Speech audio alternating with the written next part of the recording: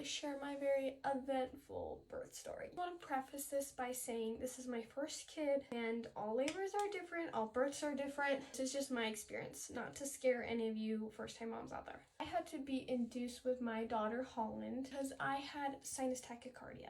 For me, that meant having a heart rate of like 170 multiple times a day. I would literally just be sitting or laying on the couch and my heart rate would spike to 170. This made me very dizzy, lightheaded, short of breath. It was not fun. Because of this, my doctor suggested that I should be induced. That is one thing I did not want to do, was be induced. It's because I've heard some scary stories and kind of wanted my body to be able to do what it needed to do on its own. As I got closer to my due date, and I got more and more uncomfortable, I decided to trust my doctor and get induced. So we went ahead and scheduled the induction. Induction day rolls along. I was scheduled to go in at 7 p.m.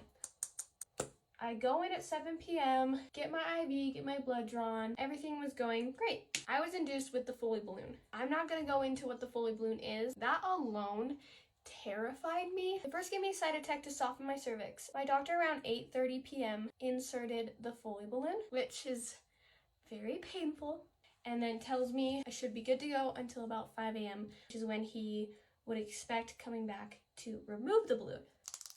He leaves, I'm just chilling in bed, and the contractions start. It has only been 15-20 minutes, and I start contracting pretty bad. I consider myself having a pretty high pain tolerance, so they hurt really bad. I forgot to mention, but the Foley balloon is supposed to get you to about 4 centimeters. It's like 9 p.m. at this point, and I'm contracting so bad. Within an hour, I'm in tears. My sweet nurse said it had only been an hour, gave me fentanyl, which did absolutely nothing.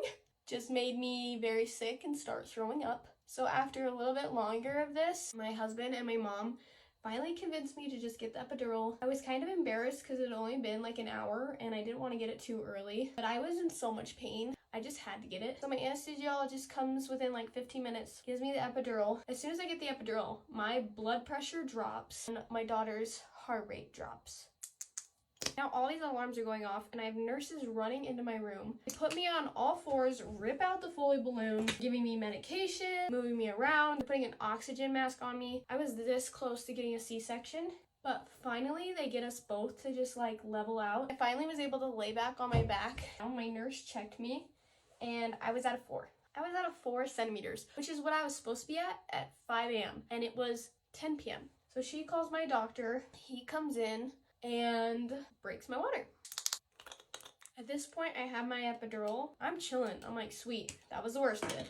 Little did I know. The rest of the night, my daughter's heart rate keeps dropping. I keep vomiting, and it is just terrible. I got absolutely no sleep. My contractions at one point got way too close together, and I had to get a shot. I'm pretty drugged up at this point, which just keeps making me throw up and sick. By 3 a.m., I was at a 10 and ready to push. I start to push and I have absolutely zero energy. Because I wasn't able to sleep all night from her heart rate dropping, pushing was a nightmare. I was throwing up between pushes. I couldn't hold my breath to push or to brace down. After about an hour, they had me try and take a 30-minute nap because I was just way too dead to push. After my nap, we get to pushing again. I'm still throwing up. I'm still feel like I'm gonna pass out. Finally, my doctor gets there around 5 a.m. I was supposed to be at a 4 at 5. I was about to push out my baby. Holland was born at 5:32 a.m. She was born 2 days before my due date, but was only 5 pounds 4 ounces. So she was in the 2nd percentile. Even though she was still so tiny, I still had a 2nd degree tear. After that, we were kind of just chilling. Finally, we get to the point where we're moved to the mother and baby unit. We get situated in our room. I'm trying to learn how to breastfeed. For all you mamas, you know, you breastfeed, sometimes you start to get crampy after birth. So I start getting a little crampy, but I'm like, okay, this is normal. But what I didn't realize is when you get Cytotec, you get a pill to soften your cervix at the beginning of labor. You also get a pill after birth to kind of like help you contract back up, I believe. I start getting crampy, but it starts getting really bad. I tell my husband, you have to take her. This really hurts. I am in so much pain. I start screaming. It was so embarrassing, but the pain was so bad, I could not stop screaming. These poor nurses come in and they're giving me fentanyl, Dilaudid. Nothing is helping. My stomach was tight. I had a 3-hour contraction with no relief after birth, after a 2nd degree tear. On top of that, I still hadn't eaten anything. It's probably like 10 a.m. at this point, so I've been awake for over 24 hours. Finally, my doctor came back, got control of the situation, but by the time he was able to get it to stop, I was so drugged up from all the medication they gave me that I was so out of it.